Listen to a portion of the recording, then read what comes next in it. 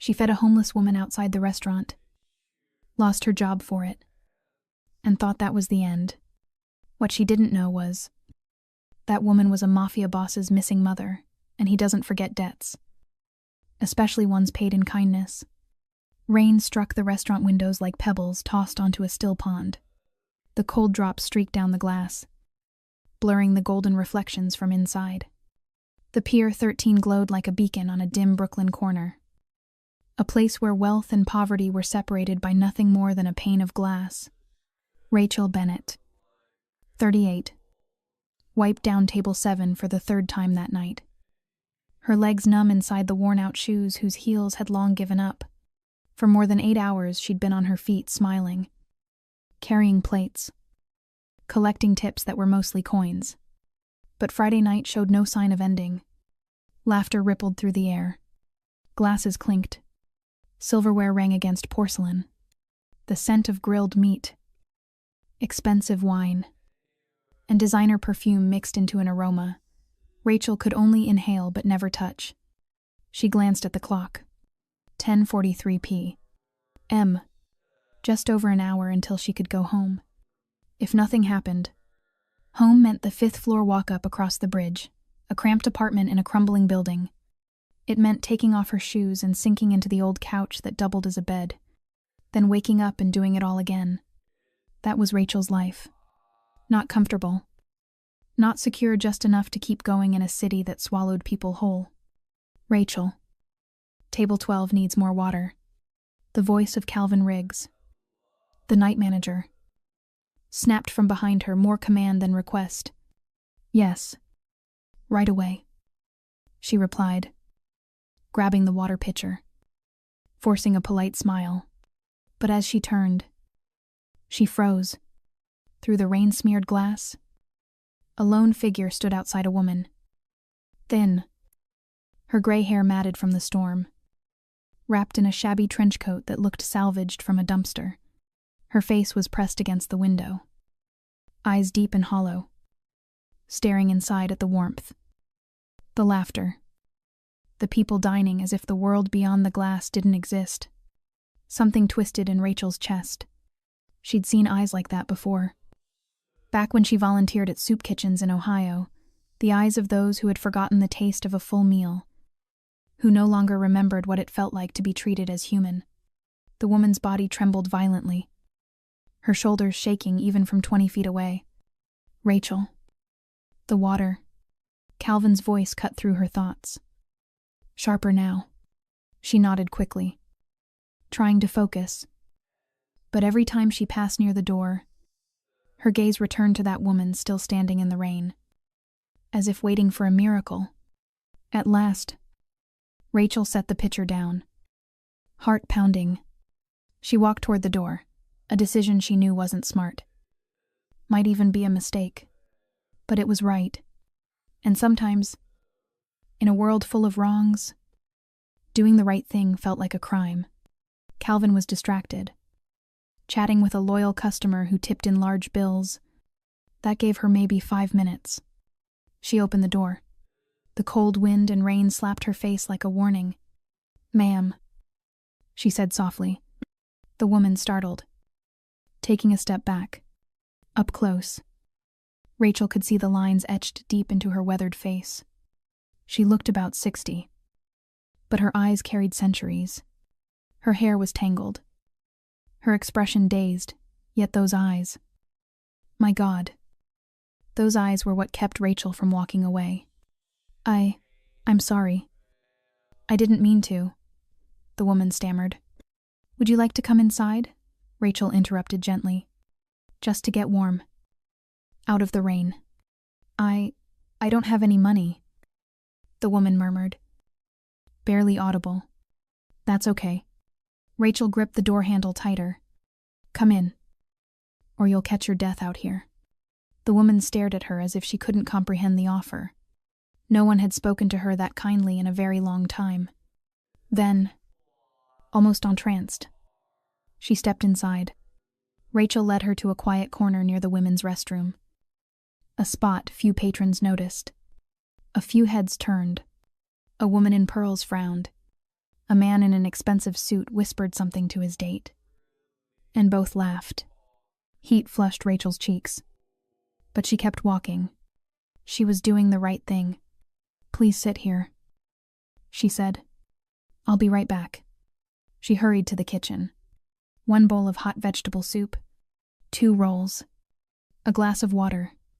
Total $14. She paid out of her own tips, the money she'd set aside to cover tomorrow's overdue electric bill. She didn't care. The power company could wait. Hunger couldn't. When she brought the food out, the woman began to cry silently, no sobs. Just tears rolling down as she lifted the spoon with trembling hands. Then came the footsteps. Heavy, quick, angry. Rachel knew exactly what was coming. She drew a deep breath and stepped in front of the table. The real storm was only just beginning. Calvin Riggs strode toward the corner table, his face flushed with fury. The sharp sound of his leather shoes echoed against the glossy floor. Diners paused mid-bite, heads turning.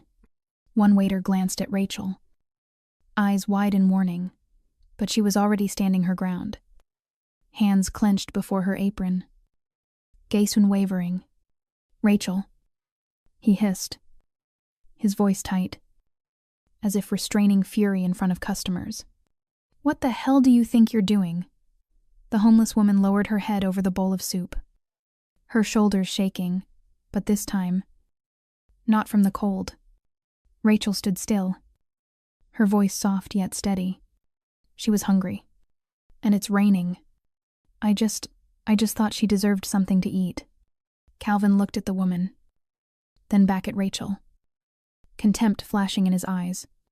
"You brought a homeless person into this restaurant. Do you even know what kind of place this is? People spend hundreds of dollars here for dinner. It's not your little charity project." A whisper rippled from the next table, followed by a mocking laugh. Rachel could feel every gaze in the restaurant pressing down on her. She swallowed hard. "I didn't mean to cause trouble. I paid for it myself, with my own tips. I just wanted to help." Calvin snatched the bowl off the table, soup spilling across the pristine white tablecloth. The woman flinched, curling in on herself like a frightened animal. Rachel instinctively took a step forward. "Don't." His voice dropped low, heavy with threat. "You just made this place look like the worst dump in Brooklyn. You made our guests uncomfortable. And worst of all, who do you think you are? Deciding who gets to sit here. She's a person." Rachel said quietly, her voice trembling. She needed help. For a few seconds, Calvin said nothing. The silence was suffocating. Then he held out his hand. "Give me the apron." "You're fired." A wave of dizziness swept over her. She heard the faint clatter of silverware, someone's quick intake of breath. Even the kitchen had gone silent. She knew she should say something, beg, explain, but when she looked at the woman's worn, frightened face, she couldn't turn away. Not this time. She untied the apron, folded it neatly, and placed it in Calvin's hand. She didn't say a word. He stared at her, waiting for her to crumble, to regret it. But Rachel simply turned to the woman sitting silently at the table. "Go ahead and eat," she said softly. "It's all right. Take your time." Then she walked out of the restaurant. The rain was still falling, soaking through her canvas shoes until her toes went numb. Her hair clung to her face, dripping cold. The night's tips, her only cash for the week, were still in the drawer she hadn't dared to open. How would she survive the month? She didn't know. The electric bill, her sister's medicine, the rent, all of it blurred together in the curtain of rain. She kept her head down, shoulders hunched against the wind. Behind her, she knew Calvin was already clearing the table, erasing the evidence, as if kindness had never existed there at all. But some things, once done, can't be undone. A single act of compassion, no matter how small, no matter the cost, can set in motion consequences no one could ever predict. And somewhere else in the city, a man was about to learn that his mother The woman he loved, more than life itself. The one who had vanished without a trace had just been saved by a waitress who lost her job over a bowl of soup. And when he found out, Rachel's world would never be the same again. Vincent Moretti was never slow to act when it came to his mother.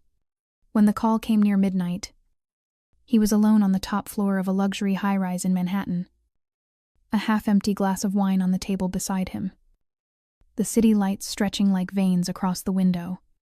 The phone rang 3 times before he answered. Eli Romano's voice deep. Urgent came through the line. There's something you should know. Boss. A woman showed up tonight at the pier, 13 matches misses. Helen's description. Thin. Gray hair. Old trench coat. Staff said she stood outside in the rain for an hour. A waitress brought her in. Fed her. And got fired on the spot. Vincent set his glass down and slowly rose to his feet. He didn't ask why Eli was watching that kind of place in his world. No detail was ever too small. Do you have a picture? Yes. Eli sent a photo via text. Blurry. Taken through a rain-streaked window. But clear enough to see the frail, gray-haired woman sitting alone in a corner. A steaming bowl of soup before her. Vincent stared at the image. His chest tightening. It was her. His mother. 7 months missing. 7 months with no sign. No trace. The police had found nothing. The private investigators. The connections. Even the facial recognition software, all had failed. She had vanished as if erased from existence. And now, she was there again, in a rain-blurred photo.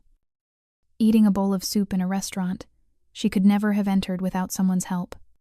Who's the waitress? Vincent asked. His voice lower than usual. Name's Rachel Bennett. 38. Worked there almost a year. Clean record. No trouble. Widowed. No kids. Originally from Ohio. Moved to Brooklyn 2 years ago. Used her tip money tonight to pay for the meal. And she was fired right after. Eli added after a pause. According to the manager, she was stubborn and hard to control. Vincent closed his eyes. He could picture it vividly, Rachel standing there. Alone. Trying to defend a stranger in a world that punished kindness. And his mother. Trembling. Frail. Finding shelter in the compassion of someone like her. Send me her address, he said quietly. Full background. And keep your distance. She's not to know we're watching. Yes. Boss. And your mother? Vincent opened his eyes. Call the men. 3 cars. I want to be at the pier in 15 minutes. 15 minutes later. Black cars glided through rain-slicked streets. When Vincent stepped out, the air seemed to hold its breath. No one inside the restaurant dared to move. Calvin Riggs, the manager who had fired Rachel less than an hour earlier, was locking up when he saw the man approaching, his face drained of color, his hand trembling on the key. Mr. Moretti, I didn't know you were coming. We're closed. I'm not here to eat, Vincent said, his tone calm and cold. I'm here to ask about a woman who was here tonight. Homeless. Gray hair. Old coat. Calvin stammered. Yes. There was a woman like that. But she's gone now. One of our former staff fed her. Vincent's expression didn't change. Tell me everything. From the beginning. Calvin recounted the events. Every word choking in his throat.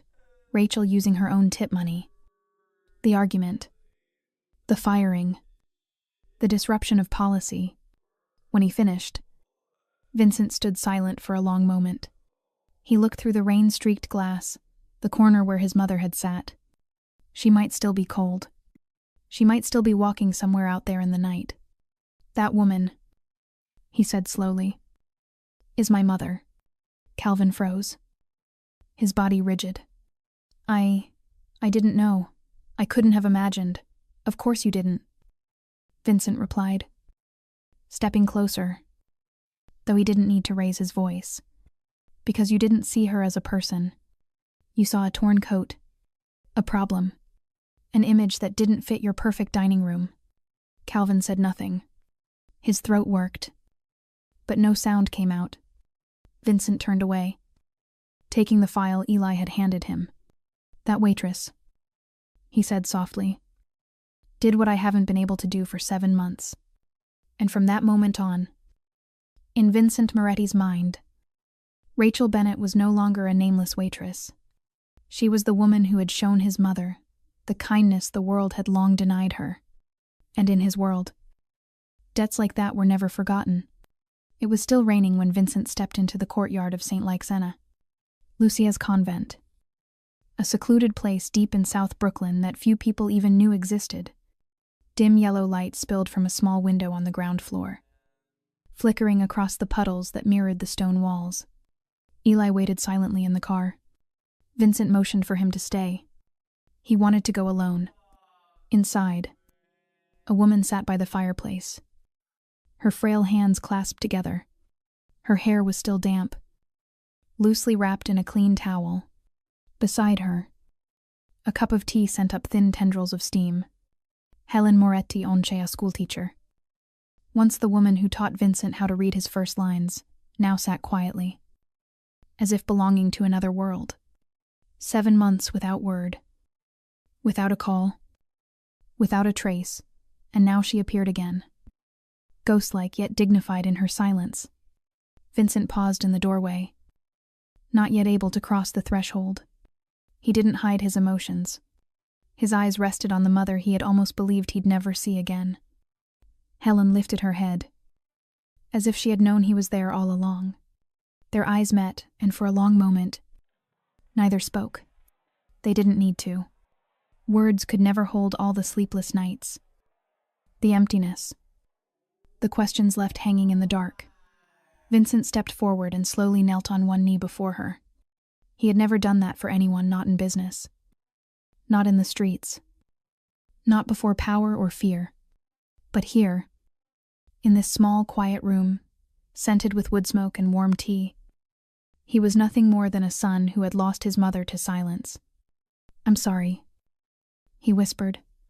Helen placed a trembling hand on his knee, not forceful, but enough to stop the apology that was coming next. "No need," she murmured, her voice weaker than he remembered. "You found me. I should have found you sooner," he said. 7 months. "Do you know what I thought?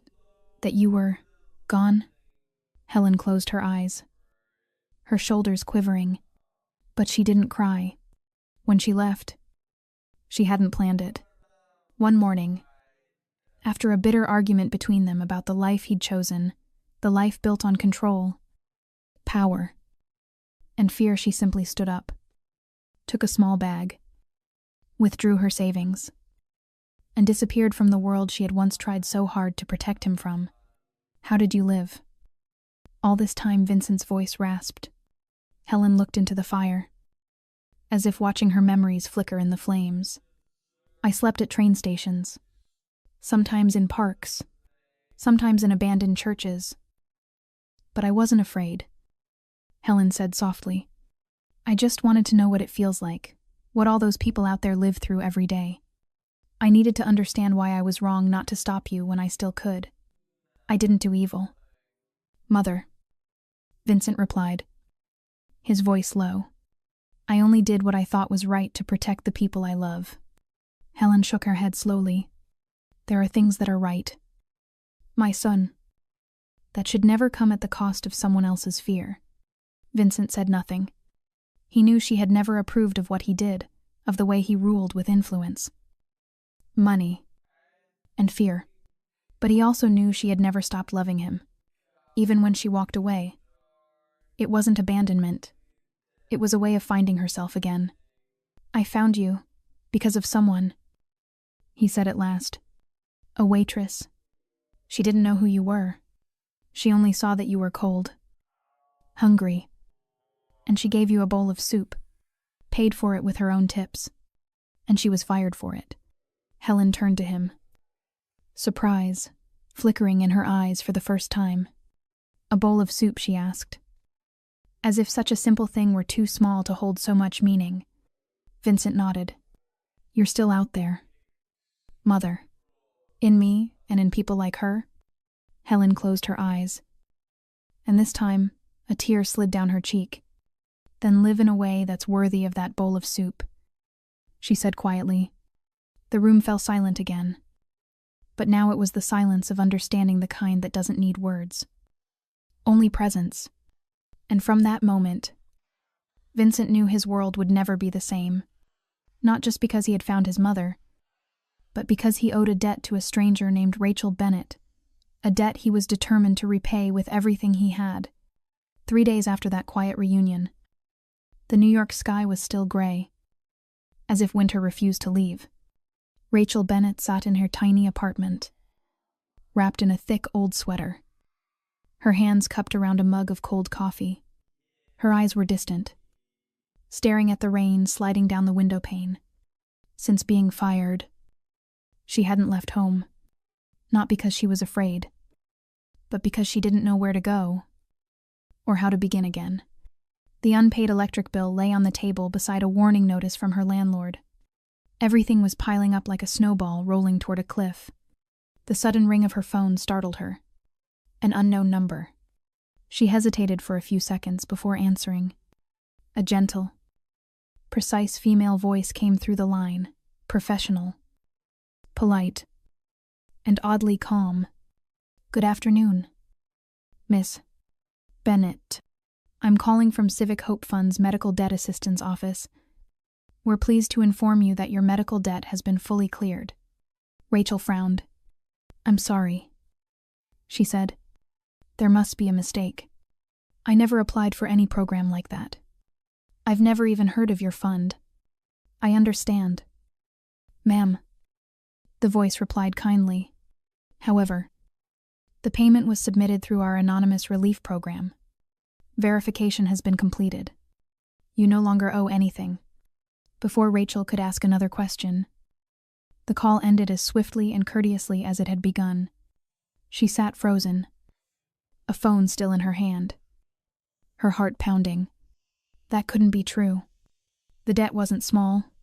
It was the money she had borrowed to cover her sister's hospital bills. She had worked extra shifts, skipped meals, saved every penny just to chip away at it bit by bit. Who would possibly do this for her?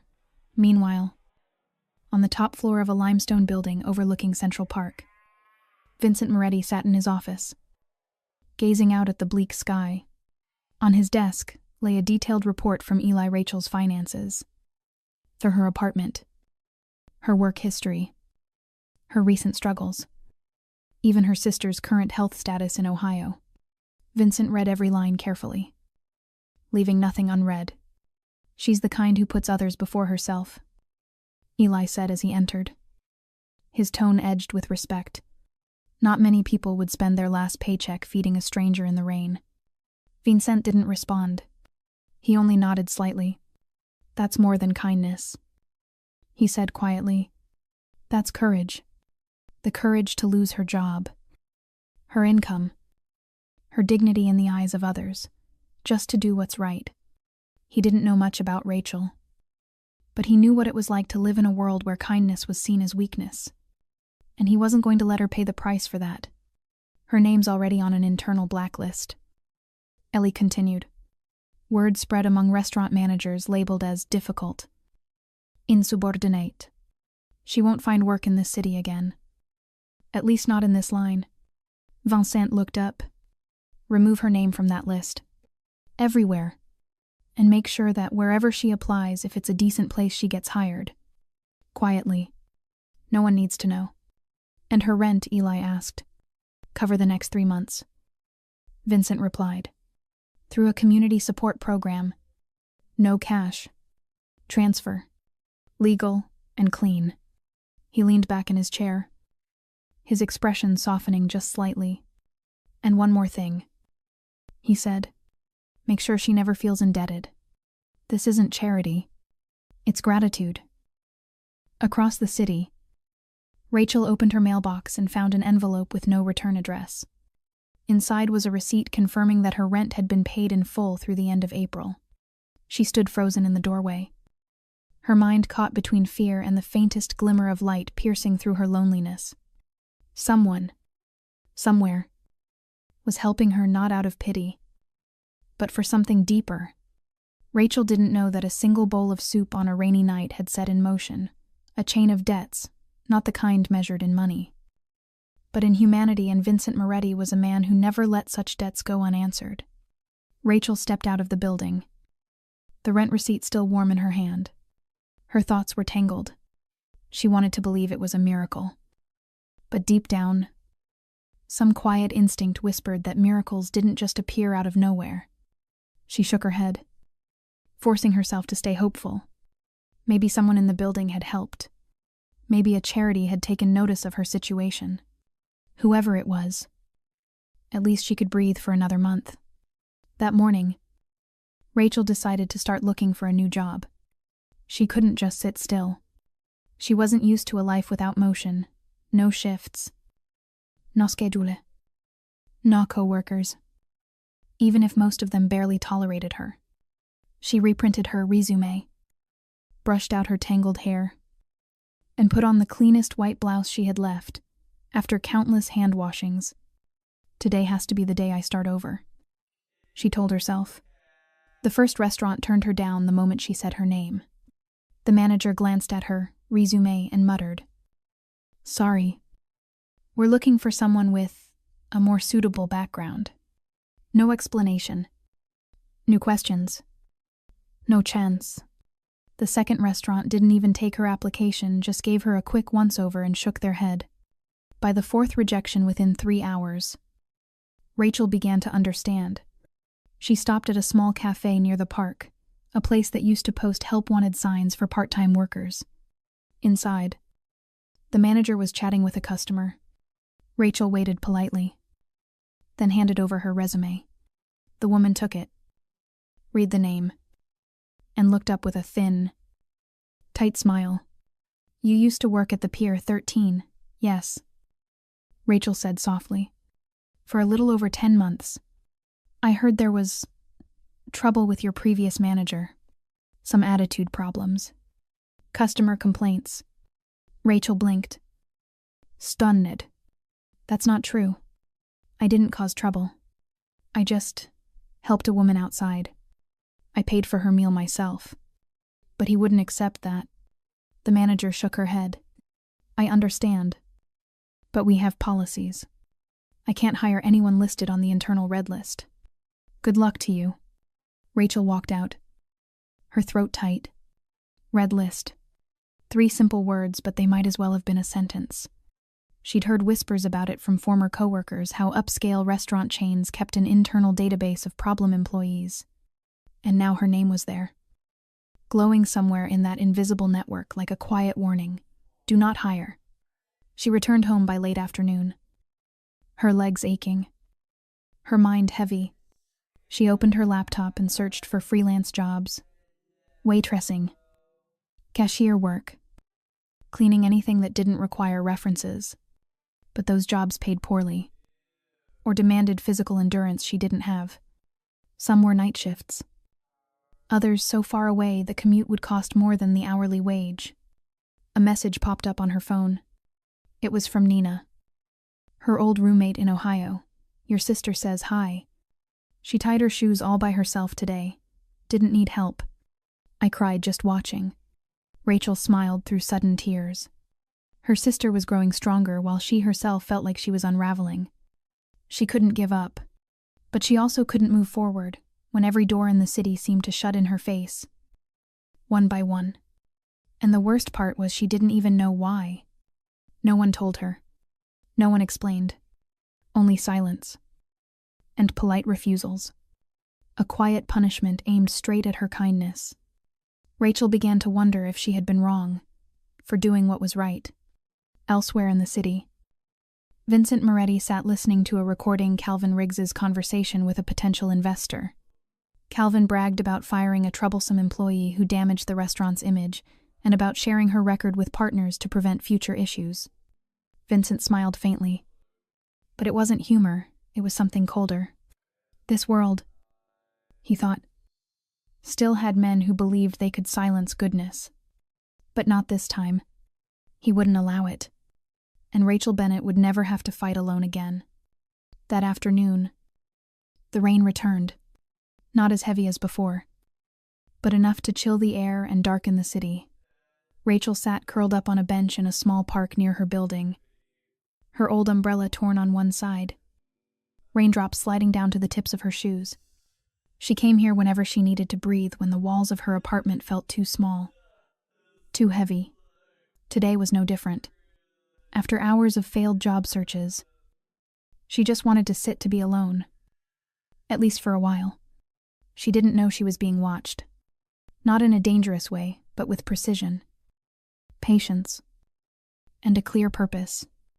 Vincent Moretti sat a few benches away, beneath a half-bare tree near the street lamp, in his dark overcoat and lowered hat.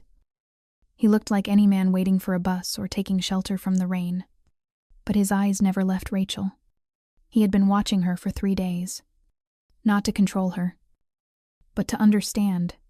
He had seen her wake early, stop by employment offices, visit small diners asking about openings, and return home empty-handed.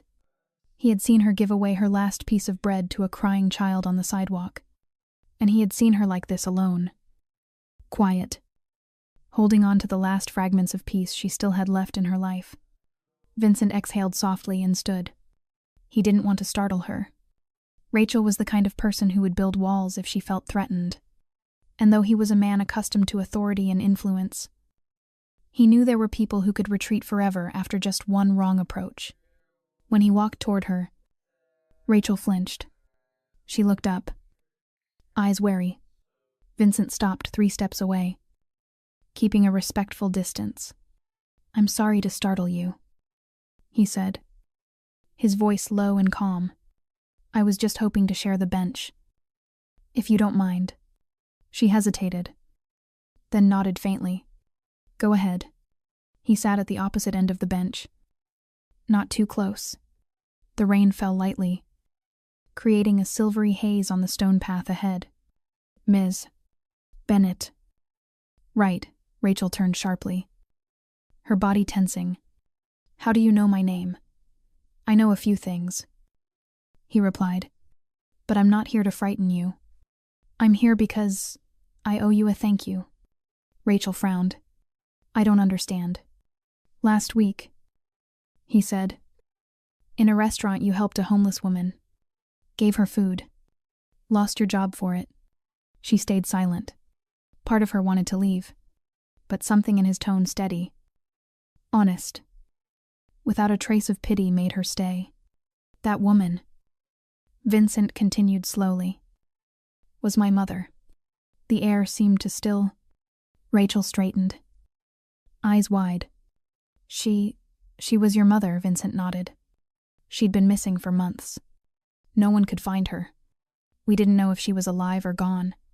But because of you, I found her. You have no idea what you did." Rachel still couldn't find her voice. She remembered the woman's trembling hands, the way she held the spoon, as if it were the first warm thing she'd touched in years. She had never thought that simple act could be part of something greater. "My name is Vincent Moretti," he said quietly. "You may have heard it somewhere, or maybe not. But I'm not here as anything other than a son, wanting to thank the person who helped his mother." Rachel took a slow breath. "I didn't do it for anything. I just saw someone who needed help. That's all." "I know," Vincent said. "And because you didn't expect anything in return, your kindness matters even more." He reached into his coat and took out an envelope, thin, plain, no money inside. "In here is a letter of recommendation," he said. "From a small restaurant I know. They're looking for staff not connected to your old chain. They don't ask about blacklists. They'll see you for who you are, not who they say you were." Rachel hesitated, then took the envelope. She wasn't sure she believed him. But there was something in his eyes, something steady, that made it impossible to refuse. "Why are you helping me?" she asked softly. "Because you helped her without knowing who she was," he said. Sometimes one small act is enough to change everything. And I believe if anyone deserves a new beginning, it's you. Vincent stood, nodded politely, and walked away the same way he came, quietly, humbly, leaving behind something she couldn't name but could feel. Rachel sat there, gripping the envelope. The rain still falling, but somehow less cold. 3 days after that encounter with the mysterious man named Vincent Moretti, Rachel officially began her new job. It was a small family-owned restaurant tucked in a quiet corner of East Brooklyn, not fancy, but warm and welcoming. No one there mentioned blacklists. No one asked about her past. She was retrained from scratch how to take orders, how to serve elderly guests, how to smile again without forcing it. For the first time in weeks, Rachel laughed at work. She even started to believe that maybe the worst was finally behind her. But what Rachel didn't know was that good deeds rarely go unnoticed, especially in a city where every word, every gesture, could find its way to the wrong ears. That afternoon, after her shift ended, Rachel stepped out of the restaurant, pulling her thin gray coat tighter around her body against the late autumn chill. She was about to turn left toward home when a woman approached her. Well-dressed, lightly made up, with the polished ease of someone who worked in an office. The woman smiled politely. "Excuse me. Are you Rachel Bennett?" Rachel instinctively took half a step back. "Yes, I am. Is something wrong? My name is Eva," the woman said. "I work for an organization that supports women facing challenges in their careers. We heard about what happened to you, the unfair treatment you faced in the service industry. Your story has been spreading across a few forums. Very inspiring." Rachel frowned. "I didn't share anything." Eva smiled faintly. "Perhaps not personally. But someone else must have. You helped a homeless woman, didn't you? And got fired for it." Rachel nodded. Cautious. "We're very interested in stories like yours." Eva continued. "Our organization doesn't just offer financial assistance. We also connect women with better job opportunities, higher pay. Faire policy. Would you be open to hearing about it?" "Thank you," Rachel said. "But I already have a job. I just started. And I'm happy there." Eva kept her smile. Unfazed. "Of course. But sometimes real opportunities don't come twice. Please, think about it. I'll leave you my card, in case you change your mind." Rachel accepted the small business card. It was embossed with a circular logo she didn't recognize. The words "Women Forward" printed beneath it. She nodded politely, then walked away without looking back. Still, an odd unease crept into her chest, a feeling of having been quietly exposed without understanding why. That night, Rachel searched the organization's name on her phone. Nothing came up. Just a few vague links. No, headquarters. No, staff listed. No, verification. It existed enough to be seen, but not enough to be traced. She set her phone down, her heart starting to beat faster. The next morning, when she walked into the kitchen, she found a bouquet waiting for her, pure white roses. Beautifully trimmed. Fresh and expensive looking. There was no card. No name. She had never received flowers before. And certainly no one at the restaurant knew her well enough to send any. Her brief smile faded when she noticed a single black ribbon tied loosely around the stems, subtle, but deliberate. The kind of detail you saw in films. When a message wasn't meant to be friendly, Vincent heard about it just a few hours later. Eli entered his office, his face tense. "Someone's trying to make contact," he said, pretending to be a charity group. Handed her a business card. No record of it anywhere. And this morning, flowers were delivered to her workplace. The kind you send as a warning. Not a gift. Vincent closed the folder in front of him, his expression hardening. He didn't need to guess who it was. Several names flickered through his mind, men who had waited years for a chance to strike back at him. But they weren't going after him anymore. They were going after someone weaker, easier to hurt. Someone who, without knowing it, had become the keeper of a debt he could never repay with money. "Keep her safe," he said quietly. "For now. Don't tell her. I don't want her living in fear. But if anyone so much as touches her," his voice dropped. Low and final. "Don't wait for me to give the order." Rachel had no idea that from the moment she turned down that stranger's outstretched hand, she had stepped into a battle she never chose. But she wasn't alone anymore. Somewhere in the shadows, a man was watching over her, not to control her, but to protect her, and he was ready to do whatever it took if anyone dared to turn her kindness into a weakness. That night, the rain didn't fall, but the wind howled through Brooklyn's narrow alleys like distant whispers in the dark. Rachel finished her shift later than usual. The restaurant was quiet. Just a few regulars lingering over their last cups of coffee. She said her goodbyes, pulled on her coat, adjusted hair hat, and stepped out into the street with her worn canvas bag slung across her shoulder. Only 2 blocks left to her apartment. She didn't see the gray van without plates rolling silently behind her. Headlights off. Engine barely audible. She didn't notice the 2 men stepping from a nearby corner. Walking slowly, matching her pace as if they were simply heading home, Rachel turned into a narrow alley, a shortcut she had used for months. It wasn't well lit, but it saved her 3 minutes. She quickened her pace as the cold deepened, shoving her hands into her pockets. Then she heard footsteps closer. Heavier. She glanced back but saw nothing. Probably just someone walking the same way, she told herself. But as soon as she turned forward again, a rough hand clamped down on her shoulder. Rachel screamed, twisting. But the man was too strong. He pressed a damp cloth against her mouth, the stench of chemicals burning her nose. Her eyes widened in terror as she clawed at his arm, reaching for anything in her bag. The world spun as she was dragged backward into the shadows, her consciousness fading fast.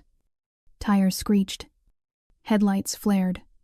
2 gunshots cracked through the night. Sharp and final. One man dropped to the ground, his hand still clutching the fabric of Rachel's coat. The other bolted into the dark like a wounded animal. Rachel collapsed to the pavement, gasping, trembling. She looked up through the haze and saw a man approaching, his shadow stretching long under the white beam of the headlights. It was Vincent. No suit. No composure. Only the dark fire in his eyes and the gun still smoking in his hand. Eli ran from the car, dropping to one knee beside Rachel. He checked her pulse, his hand steady against her trembling shoulder. "It's all right," he said quietly. "You're safe now. They won't get another chance." Rachel tried to sit up, her whole body shaking. She couldn't form words. She just looked at Vincent, eyes wide, filled with shock, fear, and 100 questions she couldn't voice. Vincent stepped closer, sliding the gun back beneath his coat. His voice was low, rough like the wind. "I'm sorry you had to go through that," he said. "I should have intervened sooner." Who were they?" Rachel rasped, her voice hoarse. "Why me?" Vincent looked at her for a long time before he sat down beside the cold stone bench she leaned against. "There are people who don't want me to live in peace," he said finally. "And they know it hurts more to target those I care about than to come after me directly." Rachel's eyes widened. For the first time, she understood she was caught in something much larger than she'd ever imagined. She wasn't just the waitress who once fed a homeless woman. She had become the weakness of a powerful man, a man she hadn't even realized she had touched too deeply. "I don't want you to be afraid," Vincent said quietly. "But I won't lie. There will be risks, but there will also be protection. From now on, wherever you go, there will be someone watching, not to control you, but to make sure you'll never face this alone." Rachel went still. Gratitude and fear twisted together inside her chest. She hadn't chosen this path, but it had chosen her that night in the rain. When she'd placed a bowl of soup in front of a stranger, another car arrived to take Rachel home. Vincent watched as she left, his gaze stripped of its usual coldness. It was not the look of a crime lord, only of a man who had almost lost the one debt that still made him human. That night, Rachel didn't sleep. She lay in the dark, listening to every sound in the hallway, her heart quickening with every gust of wind slipping through the cracks of the door. But inside her, one truth had settled clearly.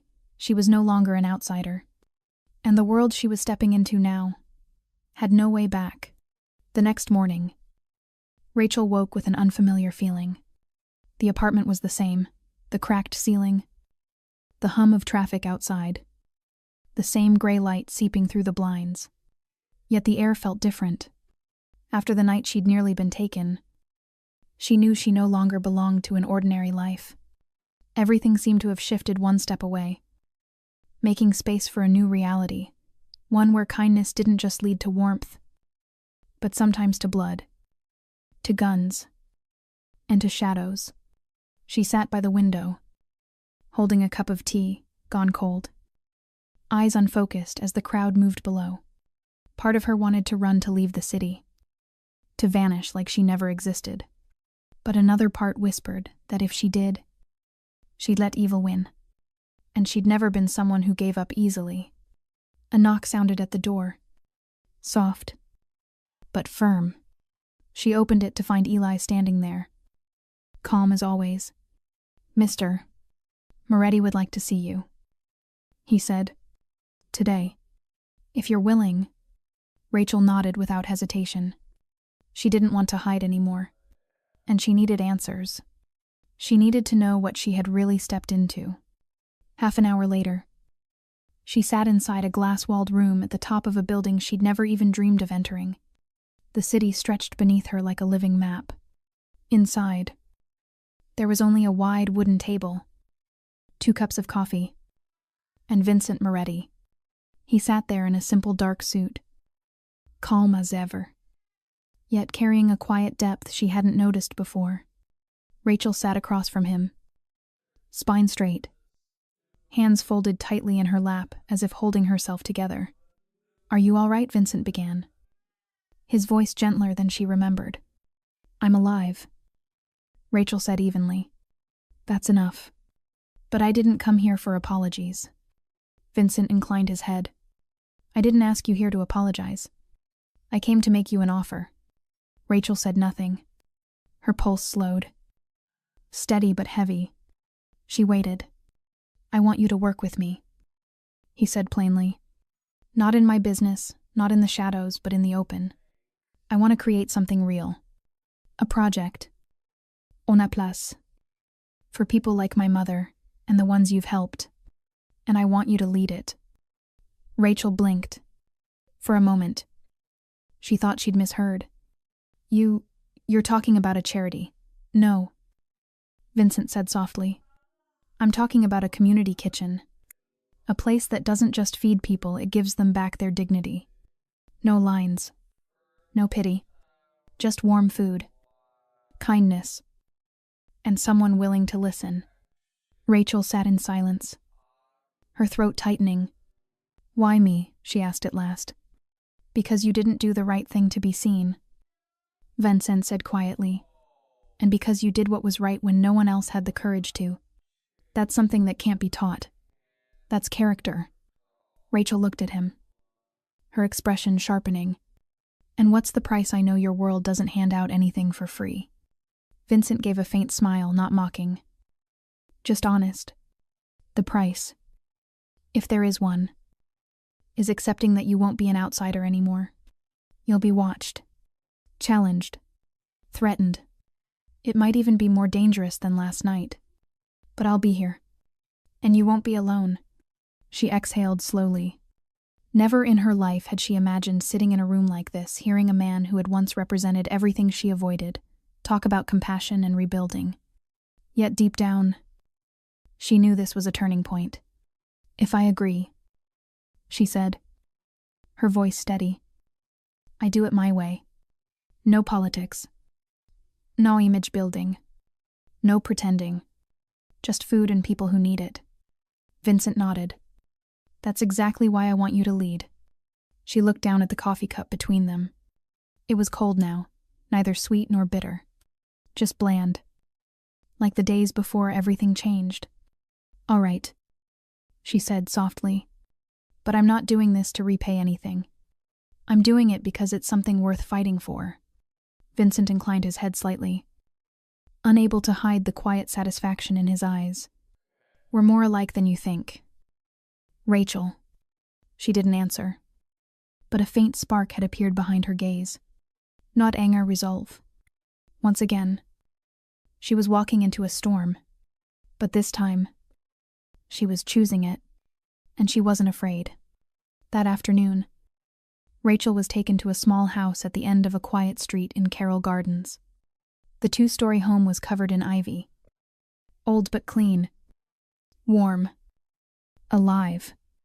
Eli said little as he opened the door, only mentioning that someone wished to see her. Rachel stepped inside, unsure what to expect. She had agreed to Vincent's offer, but she hadn't realized it would come with another meeting. The sound of boiling water came from the kitchen. Rachel stepped into the living room and stopped short. There she was, the silver-haired woman from that rainy night, the one she had fed, the reason she had lost her job. Now the woman stood before her, small and graceful, pouring tea from a porcelain pot. She wore a pale blue sweater, her thin hands steady and strong. You're Rachel, aren't you? Helen smiled gently, her voice soft as a breeze. You fed me when everyone else just walked past. Rachel nodded slowly. Yes, I didn't expect to see you again like this. Helen placed 2 cups of tea on the table and sat across from her. Unhurried. I went very far, she said, trying to forget a world I once believed I could fix. But that night, in that bowl of soup you placed before me, I didn't just feel food. I felt humanity again. And that pulled me back to the world. Rachel's fingers tightened in her lap. I didn't do anything special. It was just what anyone should have done. But no one did. Helen replied, lifting her gaze. Her eyes were clear, unwavering. And that's why you're the one I wanted to speak with today. I thought you didn't approve of the path your son chose. Rachel said quietly. Hesitant. I never approved. Helen said without pause. But I never stopped loving him either. And now I understand the world isn't divided into black and white. There are spaces in between right and wrong, between power and kindness. Rachel stayed silent, her throat tight. Vincent can make things happen with money and influence. Helen continued slowly, weighing every word. But you make people believe. I saw it in your eyes that night. You didn't look at me with pity or suspicion. You looked at me with respect. Rachel lowered her head, her voice trembling. I'm scared. I don't know how to live in a world of power. I don't know how to be seen. Helen tilted her head slightly. Do you think I wasn't afraid when I walked away from my own world? I used to teach children. I believed that if I gave them enough knowledge, I could change them. But then I saw children growing up between bullets and cold nights, and I realized they didn't need lessons. They needed a hot meal, a blanket, a gaze that didn't judge. Her voice softened, but carried weight. Now you have the chance to give that to hundreds, maybe thousands. Not for Vincent, for yourself. Rachel looked up, eyes glistening. But what if I fail? Helen smiled faintly. Failure isn't what's frightening. My dear, what's frightening is never beginning at all. The room was quiet for a moment. Then Helen reached out and clasped Rachel's hands. I'm not someone who trusts easily, she said softly. But that night, you made me believe in this world again. And now, it's your turn to help others believe too. Rachel squeezed the older woman's hand, feeling warmth travel through her skin, seeping past the walls she'd spent years building. For the first time, she didn't feel alone on this journey, because behind her stood not only a powerful man, but also a mother. A woman who had once stepped out of the light to understand the darkness, and now stood beside her, offering the kind of faith only a mother could give to someone who wasn't her own child. A week after that conversation with Helen, Rachel stood in the middle of an old warehouse under the Manhattan Bridge, a building that had once been a bakery in the 1942. The brick walls were chipped, the windows fogged with years of grime, the air heavy with the scent of rust and wood. But Rachel didn't see decay. She saw potential, a space large enough for industrial kitchens. Long dining tables, a reading corner, a pantry, maybe even a small garden out back. In her mind, everything was already taking shape. This wouldn't be a place that handed out food and sent people away. This would be home. Vincent entered behind her, holding a rolled-up set of blueprints. He was dressed more casually than usual, sleeves rolled up. Notier. His eyes followed Rachel's every move, studying her quietly. "Have you decided on the color yet?" he asked, half teasing. "I'm leaning toward cream yellow," she said, brushing a hand against the wall. "Not too bright, but warm enough." Vincent nodded and placed the plans on an old wooden table coated in dust. "The architect says it'll take 3 months to finish the renovations, but if you need it sooner, I can bring in more crews. I don't want it rushed." Rachel replied, "I want it done right. This isn't a campaign, it's a commitment." "Good," Vincent said simply. "Very good." They walked down the corridor that led to the main storage area, where broken pallets lay scattered across the floor. Rachel stopped in the middle of the open space and drew in a deep breath. "I want this area to be the main kitchen. Half for professional chefs, half for volunteers in training. We can prepare 500 meals a day. And at night, maybe cooking classes free for anyone who wants to learn." Vincent listened, saying nothing, just nodding as she continued, her voice calm, assured, like someone who had already seen it all in her mind. "That corner will be the dining area. Not a line for handouts, real tables. Real service. Everyone deserves to be treated like a guest." And that section, Vincent pointed toward the far end near the back door. Rachel smiled faintly. "That's where we'll have reading space. Legal and health counseling. Most people who come here aren't just hungry for food. They're hungry to be heard." Vincent studied her for a long moment. "You're not just thinking about meals." "No," Rachel said softly. "I'm thinking about dignity. Sometimes, all it takes is a proper seat at a table to remind someone who they are." Eli entered with a clipboard of budget estimates and handed it to Vincent for approval. He didn't even read it. Only asked, "What else do you need?" "A volunteer coordinator," Rachel said. "A head chef who can train others. And a legal team to fast-track the permits." Vincent turned to Eli. 3 days. I want it done." Rachel looked at him, half surprised, half in awe. He didn't promise. He acted. And he placed his trust in her the way no one ever had before. The next morning, the work began. Builders, engineers, architects, interior designers, and volunteers from local community groups arrived one after another. Rachel was there from sunrise every day in jeans, worn sneakers, hands covered in paint and dust, but always smiling. Helen came too, bringing trays of cookies and thermoses of coffee for everyone. She wasn't just Vincent's mother anymore. She became the heart of the project, Grandma Helen, as everyone called her. The woman who always knew when to give advice and when to offer a quiet hug. By the second week, on the main kitchen wall, Rachel hung a large hand-painted sign that read, "Every meal is a chance to begin again." One afternoon, as Rachel checked the new ventilation system, a middle-aged woman stepped in quietly. Her clothes were simple, her eyes tired. "Is this the place?" she asked softly. "That's supposed to feed people like me." Rachel paused. then smiled. Not feed. Invite. Please. Come, have a seat. And in that moment, Rachel knew she was exactly where she was meant to be. No banners. No press. No speeches, just a place with light, warm bread, and humanity. Every brick. Every plan. Every loaf, all of it led to something larger. Something no mafia could buy. No politician could fake. Hope. And Rachel was building it. Day by day.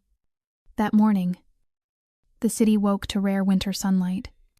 On the small street leading to the renovated warehouse in Carroll Gardens, a quiet line of people had already formed. No shouting. No pushing.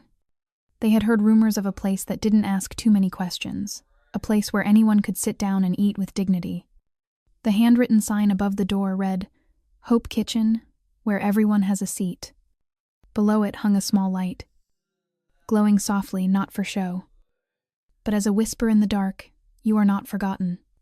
Rachel stood behind the counter, one hand resting on the cool stainless steel.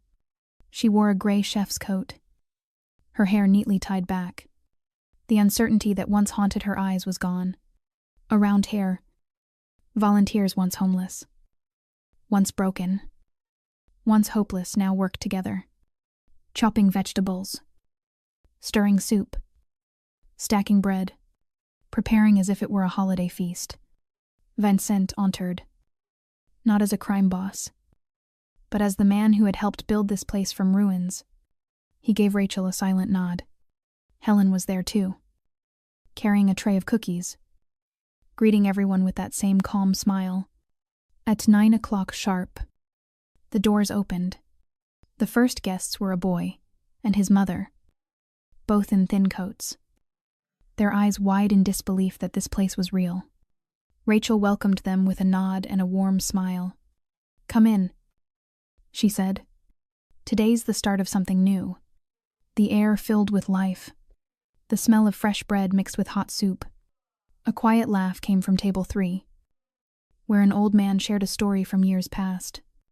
In one corner, 2 men, former inmates, worked side by side arranging pickles, their hands still trembling but their eyes shining with hope. The volunteers served each person with equal grace. There were no long lines, no labels, no hierarchy. Everyone who walked through those doors was met with the same look, one that said, "You belong here." Behind them, a small group of local journalists had arrived, cameras in hand, but Rachel had already set one firm rule. They could film, but only from a distance. No interviews with guests, no spotlights. This wasn't a story about her, or about a crime boss trying to change his legacy. It was a story about community, about creating a space where no one was left behind. Near noon, an elderly woman approached one of the corner tables, holding a plastic bag with a pair of torn gloves inside. She sat down carefully, eyes darting around with quiet hesitation. Rachel walked over, sat opposite her, and placed a bowl of soup and a piece of warm bread in front of her. "Would you like to join everyone at the table?" Rachel asked softly. The woman nodded, her eyes shimmering. "It's been a long time since I've sat down to eat with anyone." Rachel didn't answer. She simply poured a glass of water, placed it beside the spoon, and said gently, "You're not alone here." By the end of the day, more than 300 meals had been served. No one was turned away.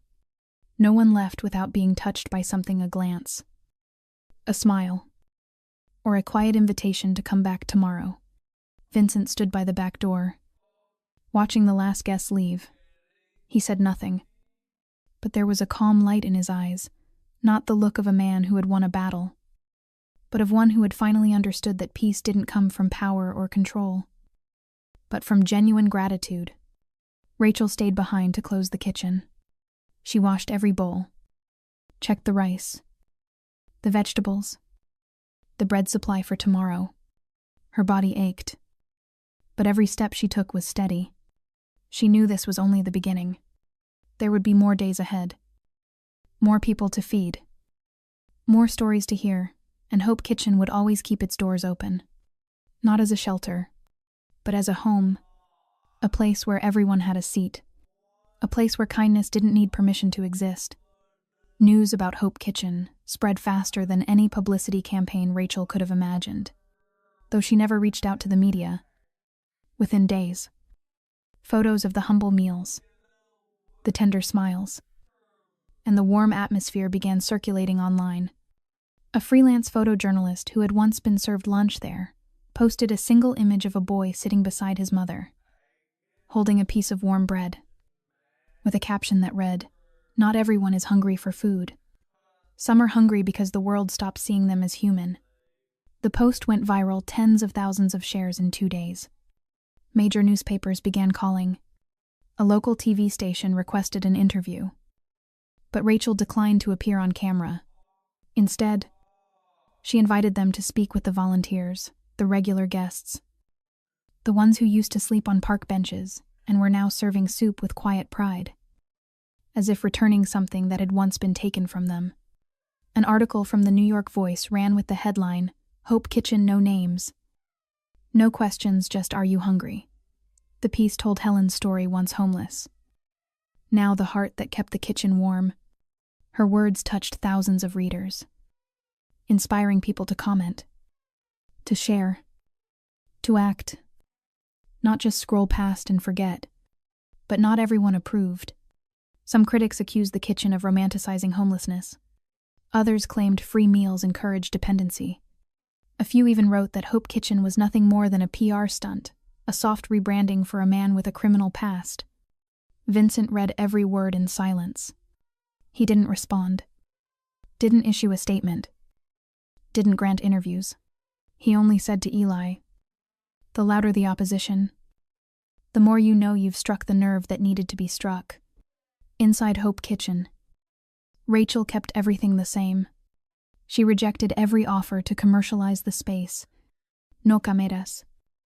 No corporate logos. No branded bowls or banners. "In this place," she said, "we keep names, not labels." A group of architecture students volunteered after seeing the images online. They suggested improving the lighting and adding outdoor seating for the spring. An elderly woman brought in 3 worn books, calling them a gift for the quietest reading corner I've ever seen. A former 5-star chef stopped by and offered to teach cooking classes for those rebuilding their lives after mistakes.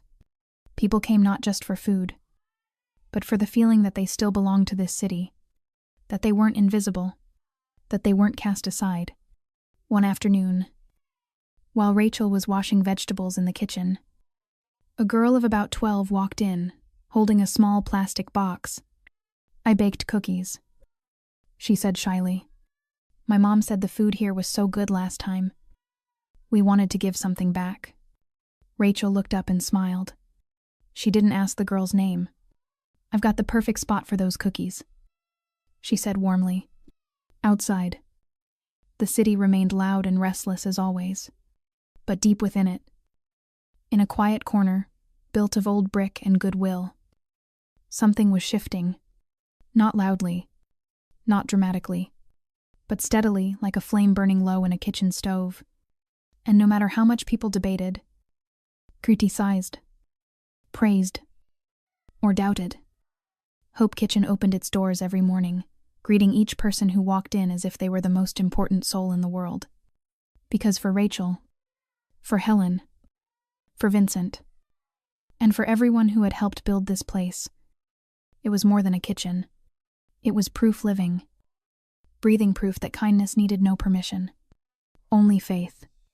On a weekend evening, when the lights of Hope Kitchen had dimmed and the last guests had left, Rachel sat alone in the quiet kitchen, her apron draped over the chair, a cup of tea cooling in her hand.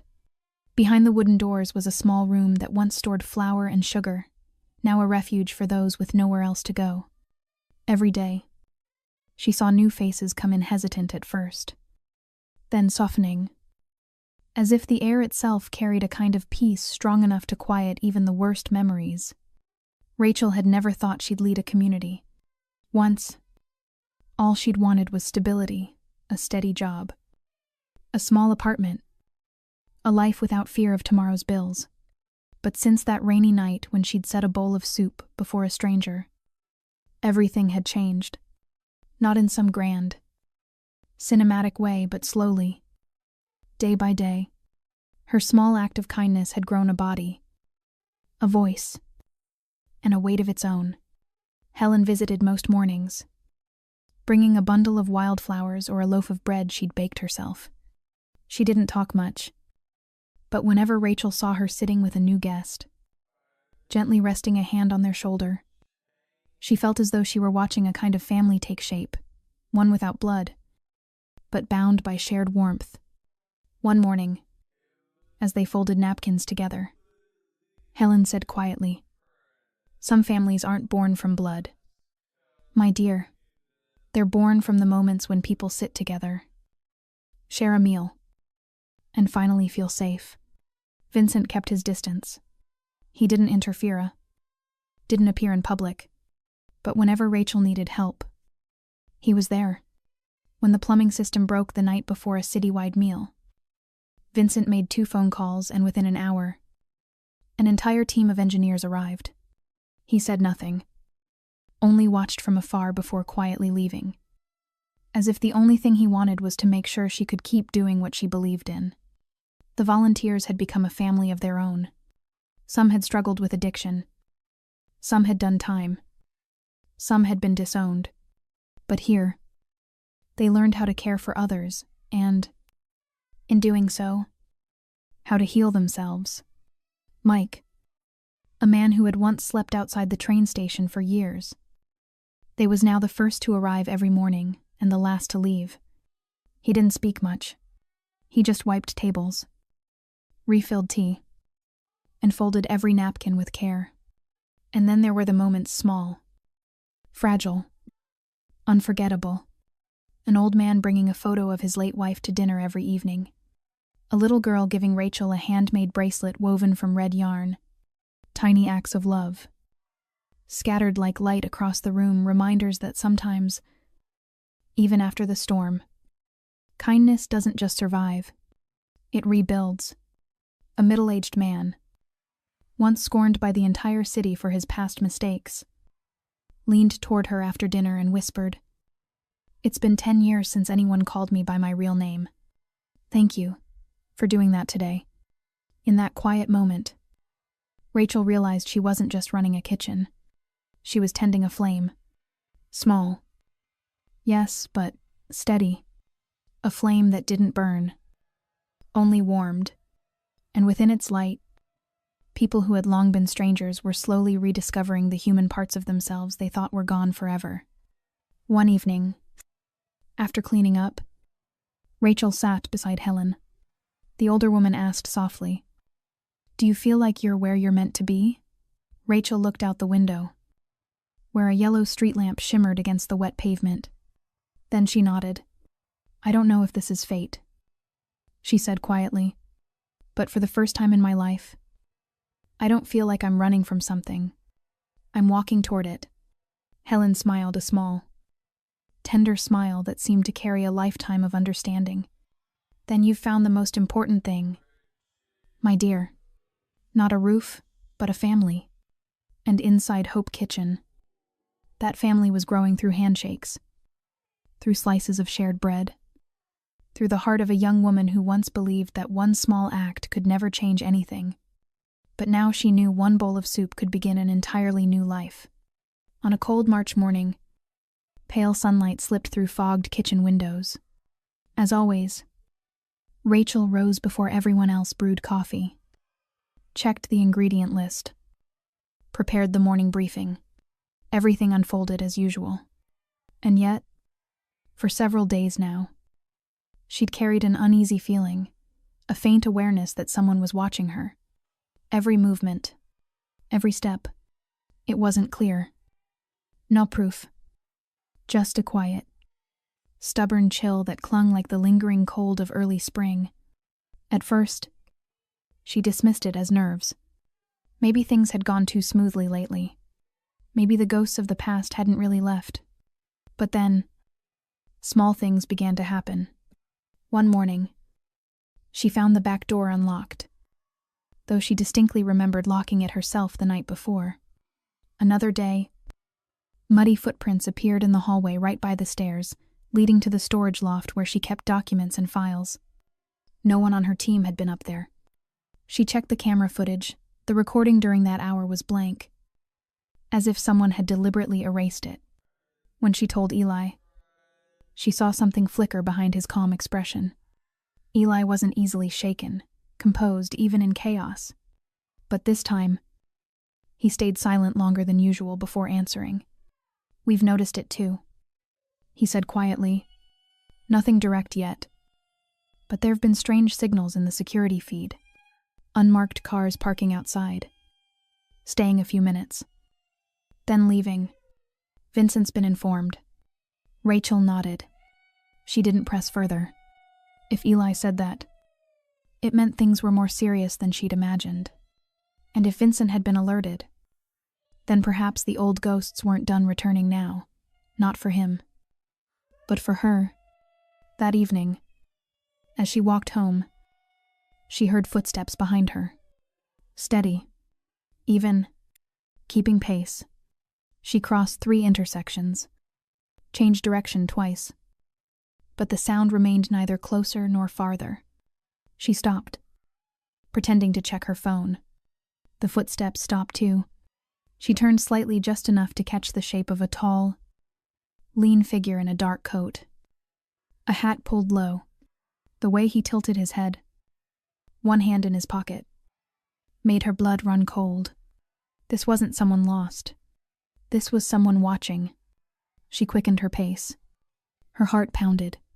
Then suddenly, a car rolled up behind her. Window lowering. Ellie's voice. "Get ein."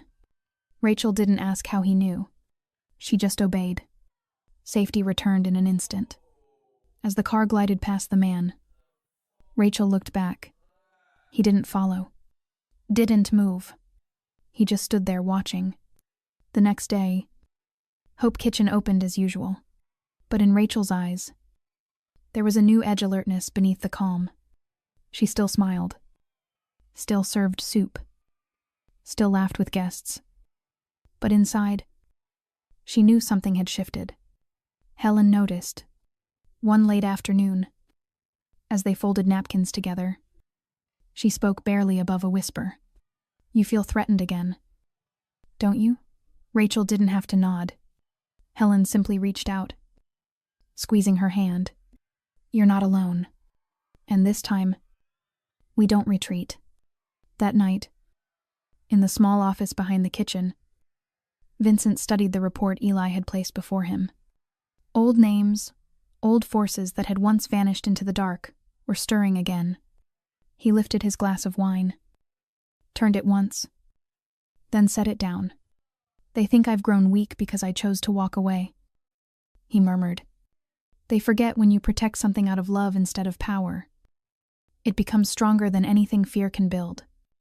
He turned toward the window. The yellow glow from the streetlights spread across the damp asphalt. Beneath that light, he whispered almost to himself, "If they touch her, this time, they'll pay more than they ever imagined." Early the next morning, before the city had fully awakened, Vincent Moretti sat alone in a dim back room of an old cafe in Little Italy.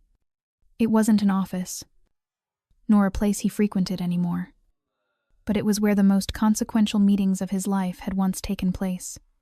The filtered light through heavy curtains drew long shadows across the wooden table. Eli stood silently outside the door, waiting. He didn't need to be told. He knew what Vincent was about to do, the very thing the underworld of New York had been whispering about for weeks. The old rival had returned, and this time, they weren't coming for territory or power. They were coming for his heart, for Hope Kitchen. For Rachel. The door opened. 4 men stepped in. Leading them was Franco Bianchi, a familiar face. Never a welcome one. Once an ally. Then an enemy.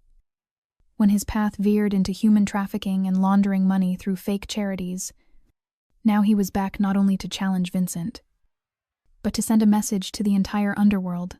The era of compassion was over. Vincent didn't rise. He simply looked at Franco and spoke evenly. "I hope you didn't come here just to start a war." Franco smiled the smile of men who never learned restraint. "I came to remind you, this world still works the same way. You walk away from the table. I think you can wash your hands clean with a soup kitchen. Everything you built I can burn in one night." Vincent was quiet for a moment. Then he opened a drawer and pulled out a photograph. A young, dark-skinned boy. Eyes hollow. Washing dishes in Hope Kitchen.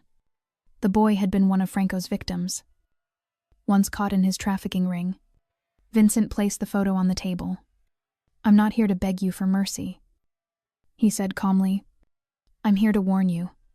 Touch anyone in that kitchen, even with a threat, and I won't follow the old rules. I'll redraw the lines with blood. If I have to." Franco narrowed his eyes.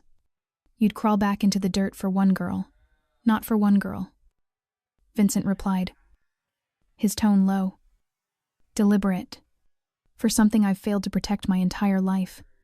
Rachel is the first person who's done what's right, with no one standing behind her. I'm different. Now I stand behind her. And I don't step back." Franco's smile faltered. Caution flickered behind his arrogance. He knew Vincent never bluffed, and he knew that when Vincent showed himself this openly, he was no longer alone. Behind him stood an unseen network of men and women who owed him their lives. People who had sworn never to betray him. The meeting didn't last long. Franco Rose picked up the photograph, studied it for a moment, then placed it back on the table. "We won't touch the girl," he said, voice still laced with insincerity. "But remember this," Franco said, his tone as sharp as broken glass. "The things you build on kindness, they rarely last long in a city like this." Vincent lifted his head, eyes steady, not angry, just resolute. "What I build may not last forever," he said quietly, "but it will live true. And every person who walks into that kitchen will stand as proof of something you can't destroy: dignity."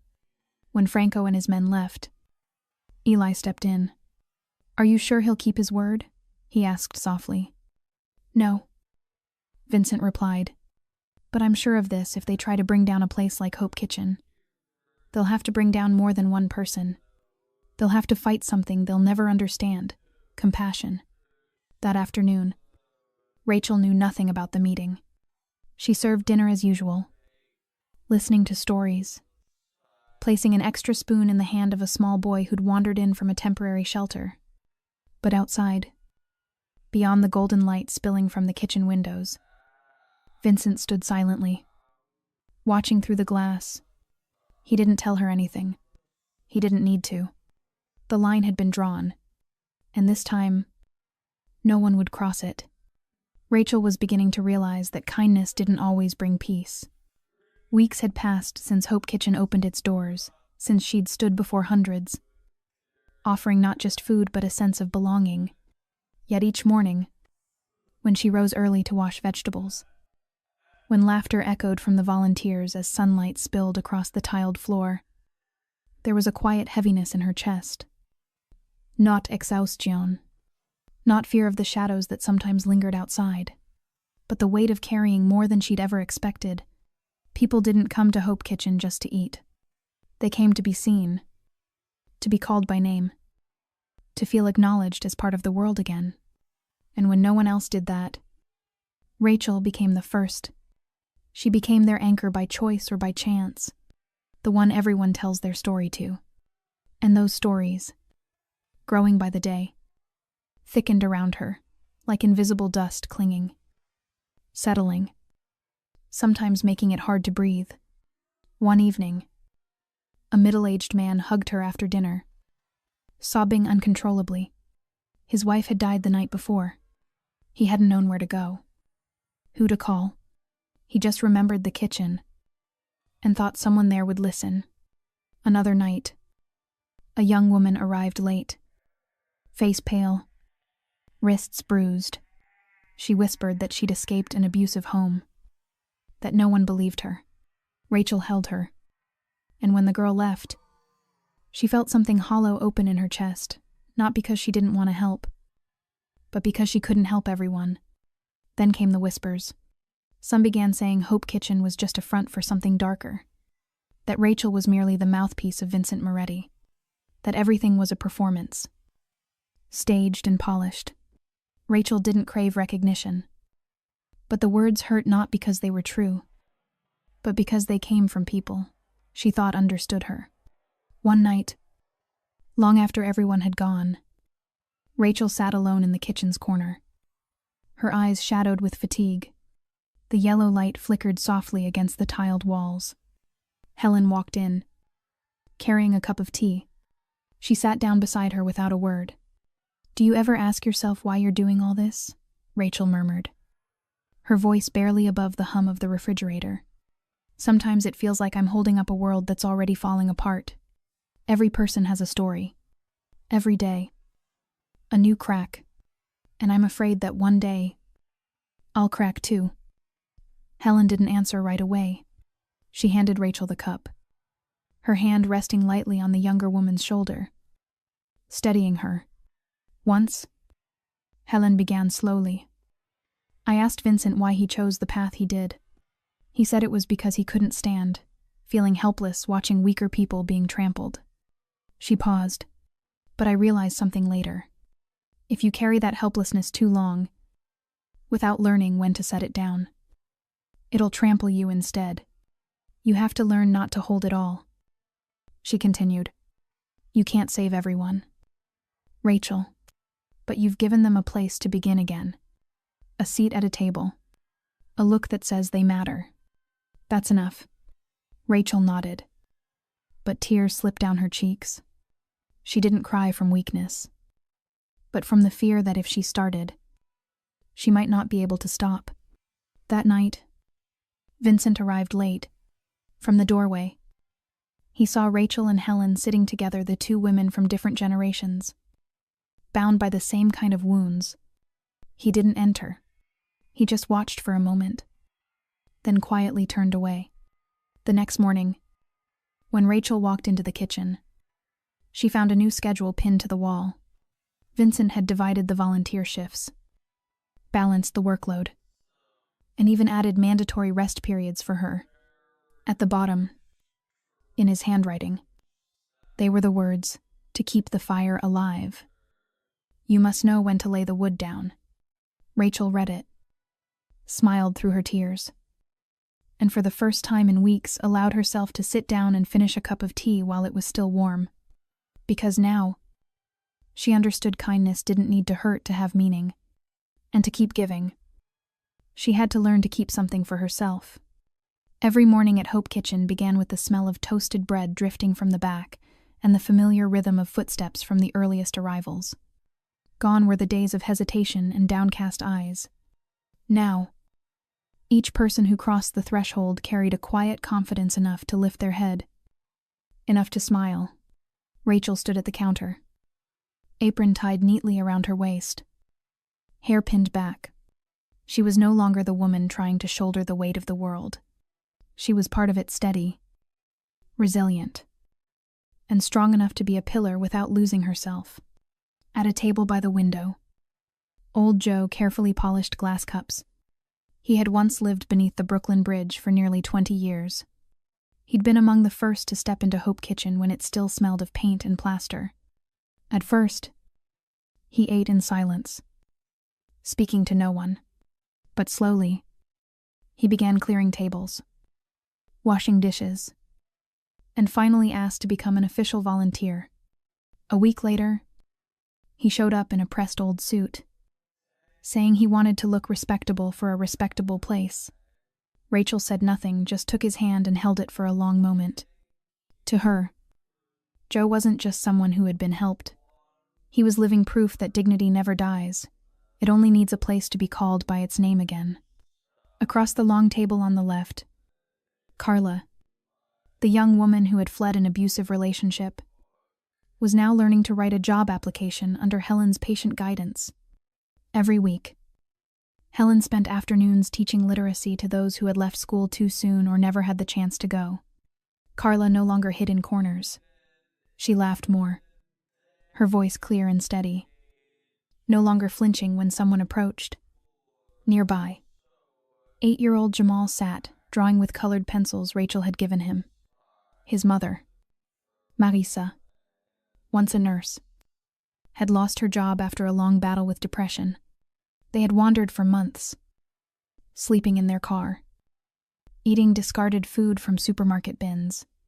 Now, Jamal called Hope Kitchen my first school. He learned to fold napkins, wash dishes, and then taught his mother what he'd been shown. One day, he handed Rachel a drawing, a big kitchen full of people eating together. Below it, in uneven letters, he had written, "Thank you for remembering my name. Vincent, though never present during mealtimes, knew everything that happened inside." Eli sent him daily reports, along with photos and handwritten notes from those who had been helped. He read each one, pausing longest on the simplest words. Once, among a stack of notes, one small piece of paper stopped him cold. It read, "This was the first time since 2008 that someone poured me water and asked me to sit. No one mentioned the smell of my clothes. They only asked if I wanted more bread." For Rachel, stories like these no longer brought her to tears.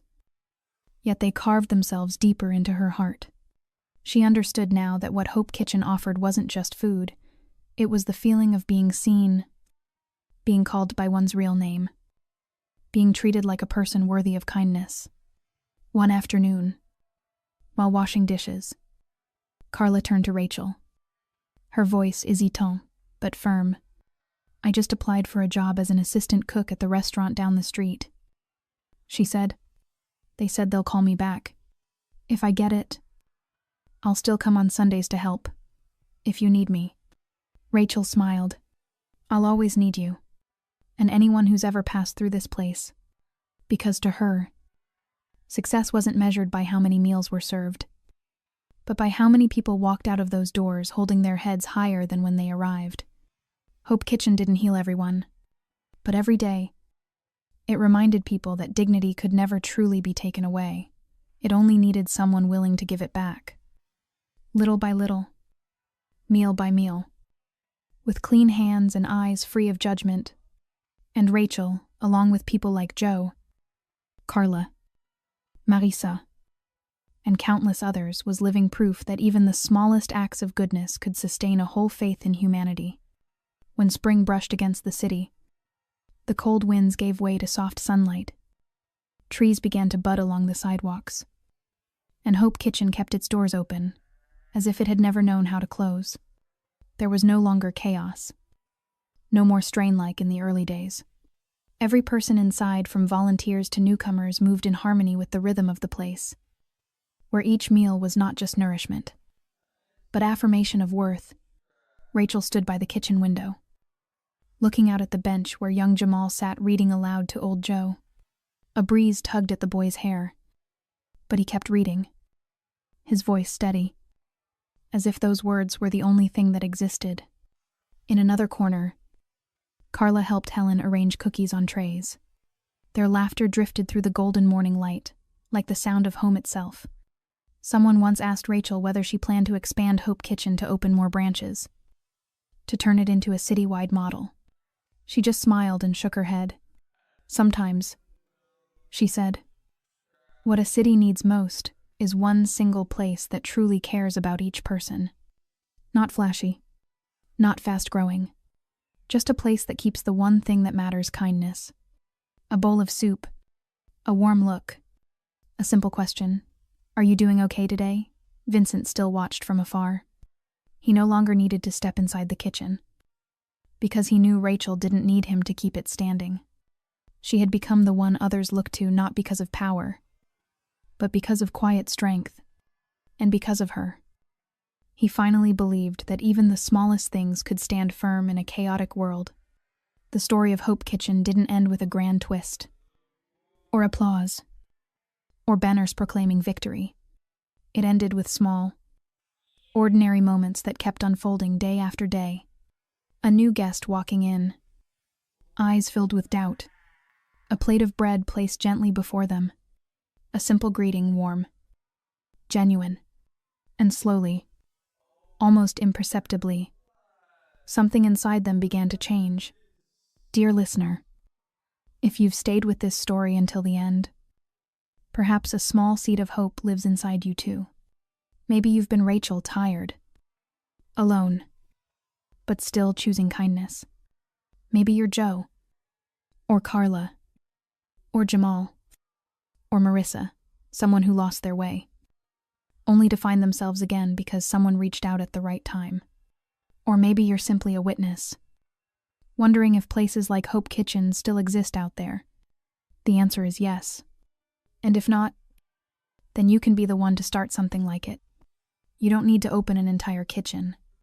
Sometimes, it takes only one small act, one look, one moment of listening to change a day, maybe even a life. One bowl of soup, one name remembered, one seat where no one is judged. Every single one could be a beginning. If this story touched something in your heart, please share your thoughts below. We would love to hear from you. What did this story make you think of in your own life? Have you ever given or received kindness in a way that changed you? Tell us, because your story might be the spark that inspires someone else. And don't forget to subscribe, like, and share our YouTube channel, Underworld Love Stories. Your support is what allows us to keep bringing heartfelt, deeply human stories that heal and inspire every single day. Thank you for spending your precious time with us. May you stay healthy, live peacefully, and find something kind to give or to receive each day. Goodbye for now, and see you in our next story.